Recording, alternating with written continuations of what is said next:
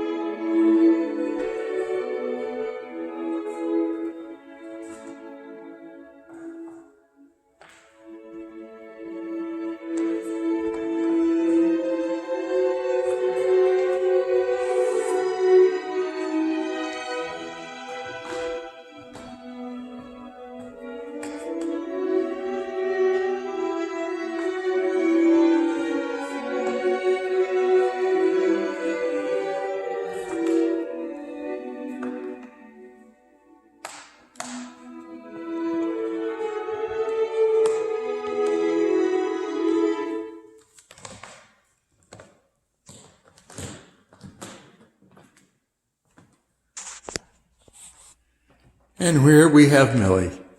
How are you today, Millie? I'm good. Considering everything, I'm very good. You told me something interesting a moment ago. You said your name actually has a story to it. Millie Youngblood Horner. Yes. Youngblood is my mother's maiden name. And I think I belong to her just as much as I belong to my father, Mr. Horner. So when he passed away, I incorporated both names into my name, so they're standing beside me always. How wonderful. So, let's take a look at your artwork now, the piece you have behind us. These three that are coming up are older pieces that influence this art show. This is Abundance. It's loosely based on Turtle Island, where the earth started on the back of a turtle. So I want to show the richness of creation.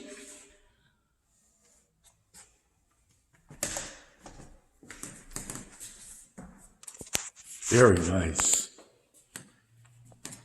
Now I see a lot of hummingbirds. And this is the 12 hummers. This actually won first place in the show. And it's the first time I used the background that I'm using now. And again, I want to show the complexity of the many different kinds of hummingbirds. I forgot to mention that Millie is an award-winning artist. She's been an artist for quite a few years and has won many awards with her artwork. And this is church windows. I took pictures of the panels of the stained glass windows in St. Joseph's Church and kind of redid them. And this is the first time I've incorporated colored pencil. In fact, the church windows are being toured by Father Nick and the local historian Ben Uzel, and they can be seen on Facebook. And they explain the windows and the saints and the Holy Family and all the symbolism, and even the history of the people who donated the windows and the history of the people the windows were donated for. So it's very worthwhile watching. What medium do you use for most of your artwork? I'm a collage artist. I paint the background with acrylic, and then I collage craft paper for my images, and then I color them with a colored pencil, and then I seal the whole thing. That is, actually this series on this wall is pictures my brother took of his garden when he was living. And I entitled this show, The Garden. And the Pope has a prayer that artists will use their ingenuity to help everybody understand the beauty of creation. And that's what I'm trying to do. That's a zinnia that grew up underneath a dead cosmo plant. And he took a picture of it showing that life will persevere. And this is one of my favorite pieces. I love cats, but not outside. But this little guy is outside in the garden, and he has a choice. He can let things go as they are, or he can change the future by taking down a butterfly. So it's up to his actions. Interesting choice. Now this? And this is called meditation. It's 2 mourning doves. And this also reminds me of my brother. He was a bird hunter. He always shot them in the head, very quickly done. And he would give me the feathers to put in my artwork. And he always respected the animal. So, again, when I look at this, I think of his calmer times.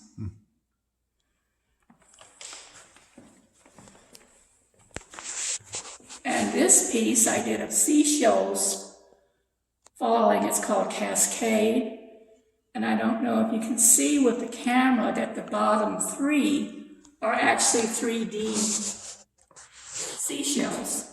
And they're not seashells. They were made from paper. They look like real seashells to me. And I'm going to get tongue-tied in a moment. Seashells. Yes. And I painted them according to the other colors I had in the drawn seashells. And they're collaged, all of them are collaged. Very interesting. Well, let's follow Millie over to her other artwork now.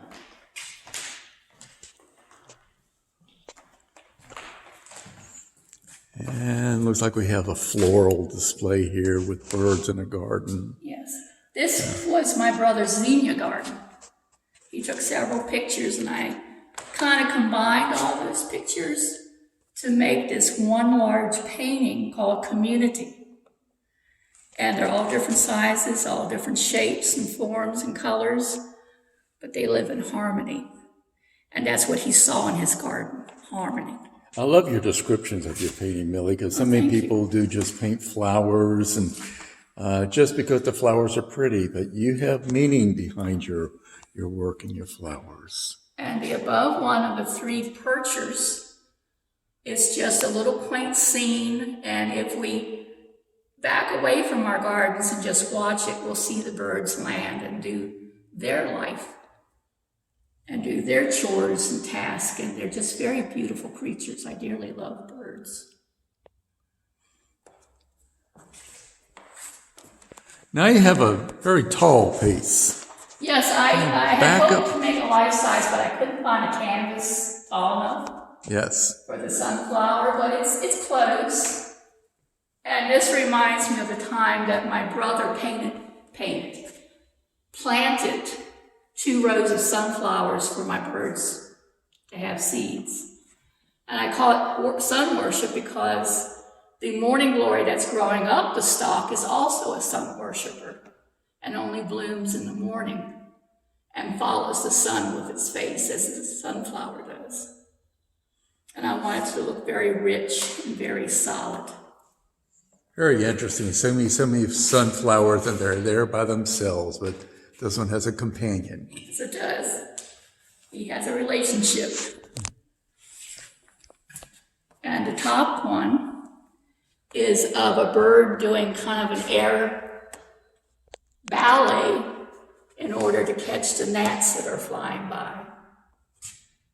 And I love the way he's in motion and twisted to go after those gnats. And you have the gnats in there too. Yes. Along with what appears to be fairies. Well, they look like fairies, but they're actually a kind of lady slipper. Very beautifully done. Thank you. And the lower one is called The Harvest. And I always like to include a hand study. Hands are very complex, And as I've journeyed with rheumatoid arthritis, I've found out how important the hand is and the flexibility of the hand. So I like to remind myself how beautiful the hand is and how it, I don't know, just gently harvests. It doesn't have to be harsh. It can just gently harvest the land. Well, to me, it's the human touch along with nature. Yes. They coincide together. And the next, I think, 5 of these are again from the panels of the choir loft windows. And what I did, I took photos, and then I ran off the photo, and then I copied it in black and white, and used less and less ink, so I just had an outline. And then I cut them apart, put them back together in a different way, and then hand colored them with colored pencil from the original photograph. And then I decided to put them in the garden. I think it would be glorious to have stained glass windows in your garden. Do you ever do anything in a simple way? No, only doodling. Your work seems to be so multi-complex. I like building, I like layering, I like something that has a process. I've tried to be free, spirited like Pollock, and I can do it, but it's not satisfying to me. I have to have that complex. Well, like nature, there's all these layers of beauty, and I want people to see how many layers there are. So what does inspire you most? Nature. Nature. That's what I thought. Speaking And it's of another nature, kitty in the garden where he shouldn't be. And this, we have one that you told me yes, you finished this morning. yes. This one was difficult to bring forth because it's actually influenced by the coronavirus and what we've been going through. So it was Explain. hard to get in touch with those feelings because they're difficult. And this is called Rise. And these butterflies are just rising up, and everybody has their own feelings about butterflies.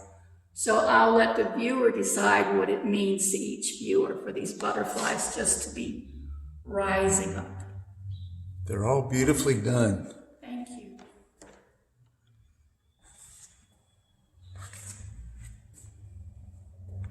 Now, we all hope there's some type of beauty that comes out of this pandemic that we're in. Well, But it seems to good be so does come from tragic. bad, but we're being impatient, so we'll find our I just let our viewers know Millie and I are staying 6 feet apart. Yes, we're being careful. What is this? This is Riverside ecosystem. Several of the animals that live along the riverside. And I have found it very interesting in the short time people have gone inside, the ecosystems have cleared up and taken hold, which unfortunately proves nature doesn't need us, we need nature. We do. So we need to treat it with a little bit more respect. If we had, maybe those wet shops wouldn't got out of hand and brought forth all this. Yeah. Now the next 2 pieces are again influenced by what we're going through. These are birds of prey, and they have stories behind them. The owl, you notice they don't have the pretty backgrounds. They have a natural background, but they don't have the little flowers and things. The owl, according to East American Indian theology, is sent by God to lead us through darkness, not over it, not around it, but through us and keep us safe. And I think we all need an owl right now. We could all definitely use an owl. And this is the raven. And on the northwest coast, the American Indian, sees the Creator, the symbol of the Creator, is a raven because of its wisdom and its sense of humor. Now, the eye in the raven has this all-knowing look about it. I did not put that there. That developed on its own. So I don't know what God's trying to tell me about raven right now. But he has the answer. We just don't know it. Well, I find doing artwork myself that sometimes the artwork takes on a life of its own. Yes, it does. And dictates what the artist has to do with it. And here's your final piece in the gallery. Yes, this is a transitional piece. I'm moving into more abstract, stylized animals, still with the same premise of being in the garden, the complexity of the animals. But I can play with the colors more and the lines more. This was actually made, remember when you were in 3rd grade and the teacher was tired of you asking questions and she told you to draw a swirly line and then color in between the lines? Yes. This is the premise of this. When I belonged to a powwow drum and we sat in a drum arbor waiting for our turn, I used to do these all the time. And I decided, why not bring that thread back up and apply it to in the garden? And I intend to do many more of these using nature as a subject matter.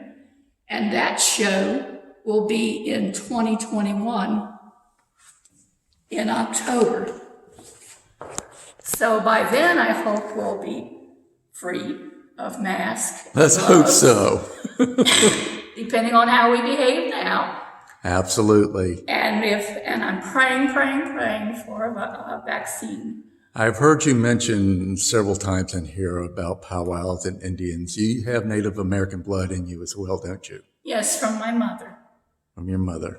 And I know that I can tell from that, that also inspires you for your artwork. Yes, well, the appreciation. We wish we could invite you to come down to the Petersburg Area Art League, the PAL, and see Millie's artwork yourself, but unfortunately with the pandemic going on, this is what has happened. So we thank you, Millie. Is there anything else you would like to tell you people about your work? No, just enjoy it. And it is beautiful to enjoy as well. Give you some calmness maybe during this really hard time that we're all going through.